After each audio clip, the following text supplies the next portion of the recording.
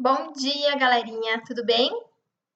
Hoje nós vamos falar sobre um assunto que provavelmente vocês já tiveram várias palestras, vocês talvez tenham amigos que usem, talvez alguém já tenha oferecido para vocês, talvez alguns tenham curiosidades, talvez alguns tenham variadas opiniões sobre esse assunto.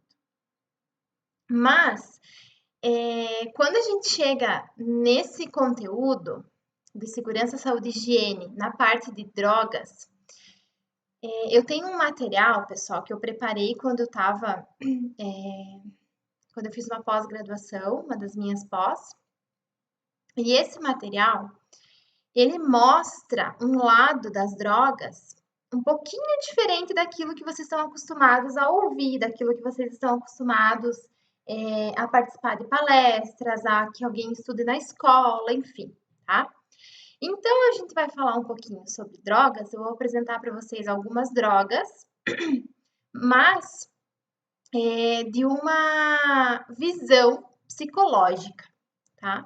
Então, a gente vai mudar um pouquinho o foco do falar sobre drogas de uma forma diferente, tá? Eu vou apresentar para vocês de uma forma mais voltada para a área psicológica, do que as drogas fazem com o nosso sistema nervoso, com o nosso psicológico, e por que é tão difícil, depois que você entra nesse mundo, realmente você sair. Por que muitas vezes a pessoa fica internada, a pessoa passa por tratamento, toma um monte de remédio, fica 1 ano, 2 anos sem usar a droga, e mesmo assim, dali um tempo, ela tem recaídas, tá? Vou pedir desculpa se em algum momento a prof enroscar a garganta, mas essa virada de tempo aí que deu, eu amanheci hoje bem trancada, um pouquinho mal de gripe. Não é coronavírus, espero que não seja, mas deve ser um mal-estar de gripe mesmo, por causa do tempo. Então vamos lá. Primeira coisa que eu tenho para explicar para vocês. Dentro do nosso cérebro, se a gente cortar o nosso cérebro ao meio, bem certinho, imaginem que aqui na mão da prof é o nosso cérebro. Se a gente cortar ele vai se transformar em 2 metades exatamente iguais. Essa foto que eu coloquei para vocês aí é uma metade do nosso cérebro. Dentro dele tem uma área chamada de recompensa cerebral. Essa área de recompensa cerebral, pessoal, é justamente onde a droga atua. Então, o nosso cérebro entende que a partir do momento que lhe é apresentado uma substância e que ele gosta, ele sempre vai estar pedindo para aquela substância novamente. Vou dar um exemplo que não é de droga, né? Não é um vício tão forte, mas vocês já vão entender o que eu tô falando. Por que será que nós temos, por muitas vezes, uma vontade enorme de tomar Coca-Cola? Porque foi apresentado à nossa área de recompensa cerebral a Coca-Cola. E por muitas e muitas vezes, essa área do nosso cérebro, ela vai pedir por Coca-Cola. A gente pode ir lá e tomar um suco, a gente pode ir lá e tomar um café, a gente pode ir lá e tomar uma vitamina, a gente pode ir lá e tomar uma Fanta. Mas o que o nosso cérebro está pedindo? Coca-Cola. E quando a gente toma Coca-Cola, a gente sente um prazer, sente que a gente foi... Era isso que eu precisava. Por que muitas vezes a gente tem uma vontade enorme de comer doce, de comer chocolate? Porque existe essa área de recompensa cerebral dentro do nosso cérebro que ela pede por aquela substância. Por quê? Porque ela conheceu, ela gostou, e a partir do momento que ela sente falta, ela começa a liberar essa sensação de que você precisa daquela substância. Então, pessoal, imaginem a droga, ou as drogas, né? Várias, diversas, quase todas as drogas. Elas atingem justamente essa parte de recompensa cerebral.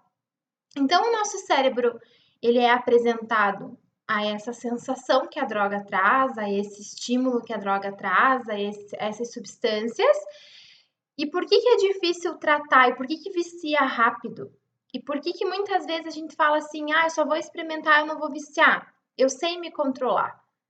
Né? Por quê? Porque a gente não manda nessa área de recompensa cerebral.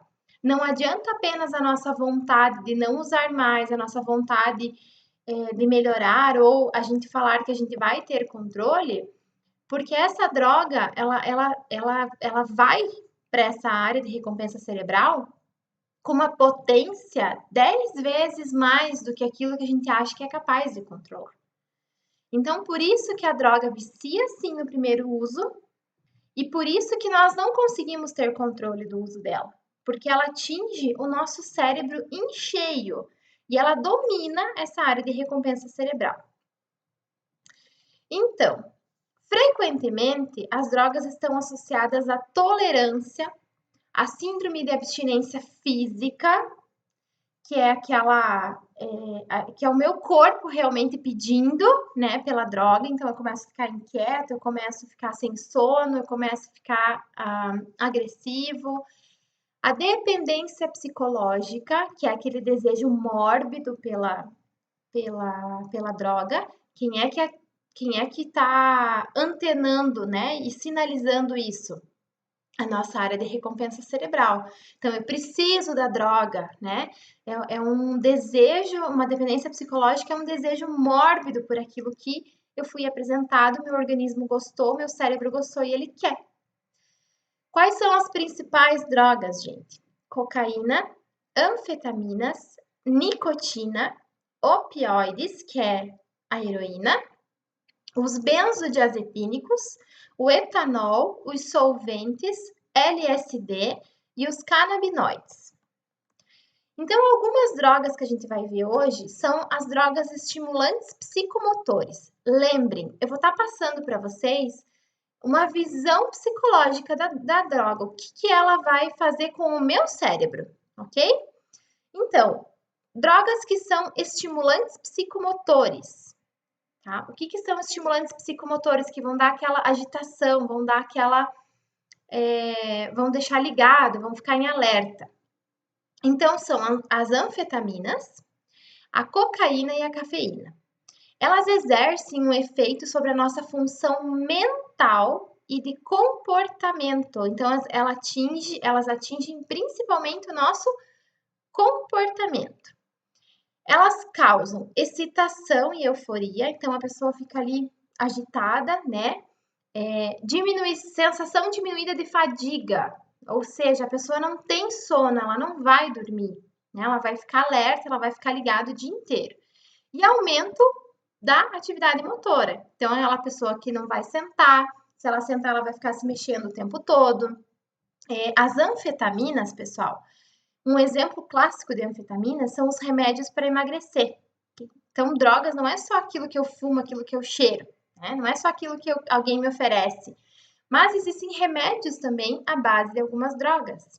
Umas fazem bem e outras podem causar, além de só fazer o bem, elas podem causar vários transtornos. E as anfetaminas são um desses exemplos. Então, por exemplo, a pessoa usa frequentemente remédios para emagrecer, né? Meninas aí que o nosso desejo de ter um corpo sarado, né? De não ter pneuzinho. Se a gente procura utilizar medicamentos que sejam à base de anfetaminas, que a maioria deles ela vai causar o quê? Falta de sono. Por isso que eu não vou ter fome, porque eu vou ficar ligada no 220. Só que, por outro lado, ela vai me causar alguns comportamentos estereotipados. O que é isso? Alguns comportamentos que não são comportamentos meus. Por exemplo, a pessoa fica ali o tempo todo tirando ponta dupla do cabelo, arrancando fiozinhos de cabelo, e ela nem percebe que ela está fazendo isso.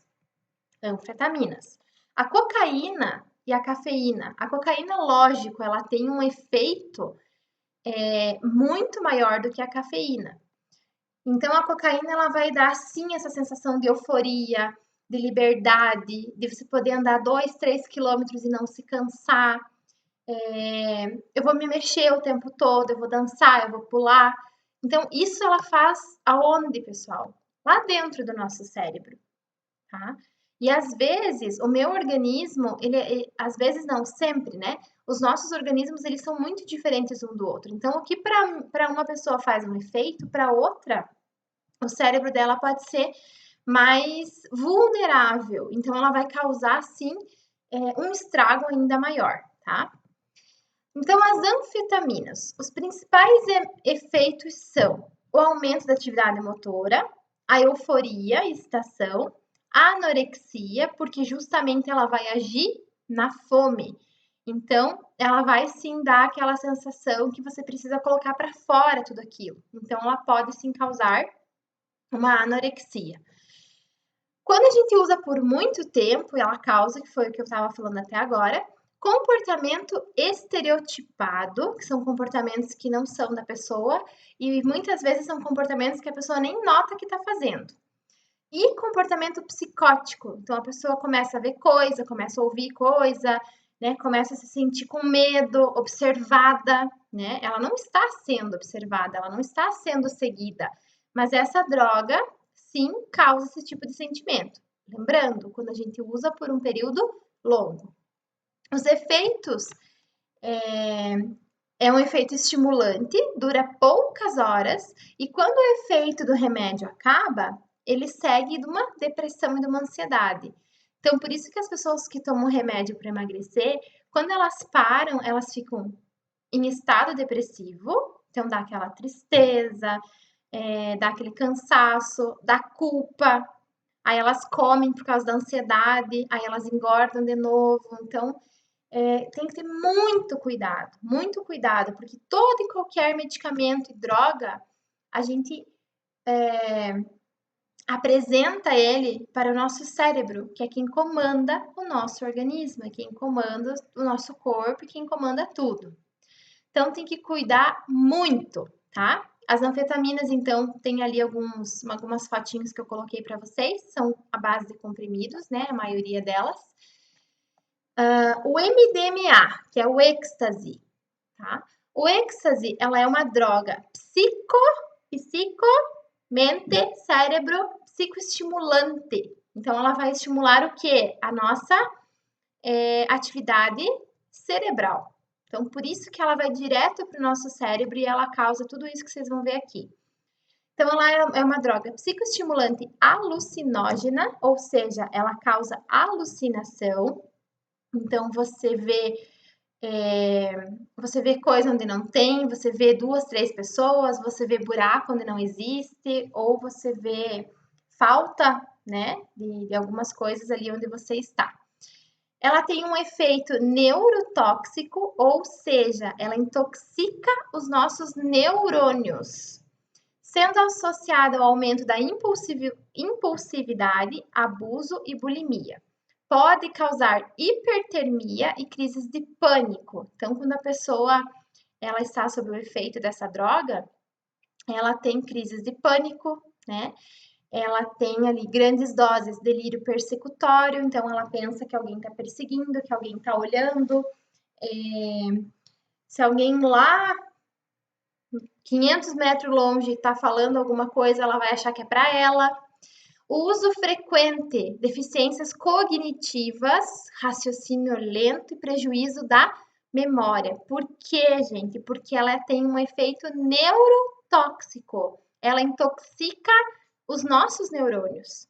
E se ela pegar os neurônios da parte da memória e raciocínio, você vai ter sim essa sequela para o resto da vida. Então, se eu uso muito, o que é muito, prof? Nas festas no final de semana, eu vou em festa no final de semana e eu tomo para eu curtir a festa. E aí, daqui a pouco, eu não consigo mais curtir a festa se eu não estiver usando o êxtase. E aí já vira, assim, um uso frequente. Uso frequente não é usar todo dia. Se eu uso toda a festa e a festa é a cada 15 dias, a festa é uma vez por semana, é um uso frequente. E eu estou intoxicando não o meu organismo, não o meu estômago, eu estou intoxicando quem? Os meus neurônios, a minha memória, o meu raciocínio. E isso não tem reversão, gente. Depois que eu parar, que eu fizer um tratamento, essa mancha nos meus neurônios, esse prejuízo de memória, ele vai ficar para sempre, tá? Eu vou ter sim essa sequela para o resto da minha vida. Por isso que ela é sim perigosa, não só por ela ser uma droga, mas porque olha tudo que ela pode causar no nosso cérebro, na nossa parte emocional e psicológica, tá?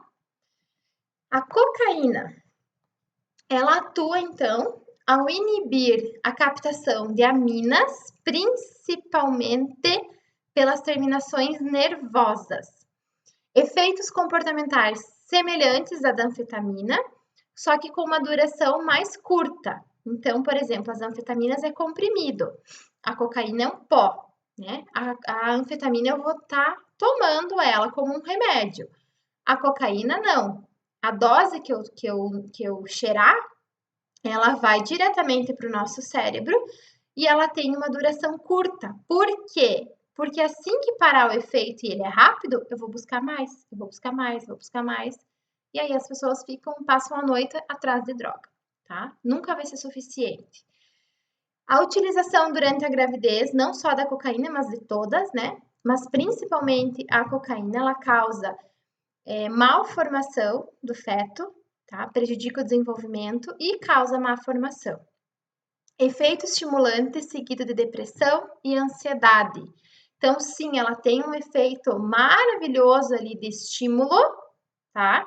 Que isso ela aparentemente parece que tem. Só que como ela tem uma duração curta, logo depois vem o quê? A depressão e a ansiedade. E aí essa ansiedade te leva a buscar mais droga. Por isso que é um círculo viciante.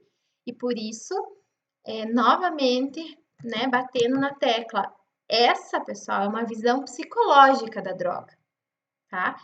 Falar que a droga faz mal, falar que a droga, o próprio nome já diz droga, isso aí vocês estão cansados de ouvir. Eu estou passando para vocês como profissional da área da saúde mental, o que a droga faz. Ah, mas o cara se recuperou. Sim, gente, a pessoa se recupera, mas ela fica com sequelas por causa da droga para o resto da vida. E ela nunca vai ser uma pessoa limpa, tá? Ela sempre vai, o organismo dela, a mente dela, o cérebro dela, sempre vai ser de um usuário de drogas, por mais que ela se recupere, tá? Por quê? Porque deixa marcas que não saem mais. Então, ela causa forte dependência psicológica, olha ali, ó, dependência psicológica, o meu cérebro pede. E apresenta risco elevado de reações adversas e graves. Então, tem gente que fica, além de corroer o nosso septo, né? Porque a cocaína a gente cheira, então ela vai corroendo, ela vai alargando o nosso nariz, ela vai derretendo aqui, ó, os nossos ossinhos, e aí facilita mais ainda para a droga ir direto para o cérebro quando a gente cheira, tá? Então, assim, não é só o efeito da droga, mas são problemas físicos que a gente passa a ter também, tá? Então, mais um motivo aí para a gente tomar cuidado. Cafeína é uma droga leve, né? Aonde que tem cafeína? Café, no chá, no cacau, no Nescauzinho, no chocolate, no chimarrão, em alguns refrigerantes, por exemplo, na Coca-Cola, né? Ela produz aumento do estado de alerta e da concentração. A overdose pode causar ansiedade, tremores, arritmia e também pode causar convulsão. Ela causa também uma dependência psicológica limitada. Aí aqui na cafeína, pessoal, alguns talvez pensem, nossa, mas eu, por exemplo, Prof. G, se eu tomar café, chimarrão, chá, refrigerante, enfim, né? Mas principalmente o café, que é uma cafeína pura, né? Se eu tomar antes de dormir, eu durmo, não me atrapalha o sono, né? Para mim não funciona tomar um café para me sentir alerta. Por quê? Porque talvez o meu organismo seja um organismo mais forte para cafeína. Como tem algumas pessoas que a partir das 2, 3 horas da tarde, se tomar um café, não dorme à noite. Então, a cafeína, pessoal, ela é uma droga, tá? É difícil os casos da pessoa que teve, por exemplo, uma overdose pelo café, enfim, por refrigerante, mas não é impossível. Por quê? Porque cada organismo reage de uma forma diferente, tem um limite para qualquer substância, tá? Mas sim, a cafeína é uma droga, então por isso que a gente não pode ficar dando café puro para criança, por isso que a gente tem que controlar o uso de refrigerantes, por isso que muito chocolate não faz mal ali só para a saúde e para os dentes, né? Ele faz mal sim para o nosso cérebro também, tá? Então, nós temos ainda várias drogas para a gente falar, mas eu dividi elas. Então, na aula de hoje eu expliquei sobre essas, ok? Quais são as atividades que vocês vão estar fazendo sobre a aula de hoje? Dessa parte sobre drogas, sobre essas drogas. Eu quero que vocês escolham 2 drogas dessas que a gente apresentou, que eu apresentei no vídeo, e pesquisem quais são os riscos para a saúde que ela pode trazer. Lembrando, eu apresentei para vocês aqui sintomas psicológicos, né? O que a droga vai causar no cérebro, mas ela pode trazer muitas outras coisas que eu não coloquei aqui, justamente porque eu quero que vocês pesquisem. Então, 2 drogas, de cada uma delas eu quero. Quais são os riscos para a saúde que ela pode trazer? Tudo, gente, tudo que ela pode trazer. Vocês vão ver que tem muita coisa e talvez coisa que vocês nem imaginavam que poderia causar. E qual o tratamento indicado para deixar de usar? Por que deixar de usar? Porque vocês vão ver que muitos tratamentos ali são à base de remédio, que acabam, por muitas vezes, substituindo, né, a droga pelo remédio. Então, vocês vão ver também que a gente tem que tomar cuidado quando a gente faz tratamento para droga, porque os medicamentos que a gente vai estar substituindo, muitos deles têm droga também, né? São outros tipos de droga.